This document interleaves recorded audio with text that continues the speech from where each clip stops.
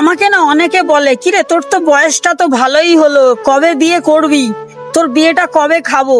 তো তাদেরকে আমি একটাই কথা বলতে চাই, দেখুন আমি কোনো বড়লোক ঘরে জন্ম নিইনি, আমি কিন্তু অনেক গরিব ঘরে এবং মধ্যবিত্ত পরিবারে জন্ম নিয়েছি। আর এই নয় যে আমার বাবার অনেক টাকা পয়সা আছে, আমার ঠাকুর দাদার অনেক টাকা পয়সা ছিল, তারা আমাদের জন্য ঘর বাড়ি করে দিয়ে গেছে। সত্যি কথা বলতে আমাদের বাড়ি ঘর বলতে কিছুই নেই, আমাদের শুধু একটা অ্যালবেস্টারের বাড়ি আছে।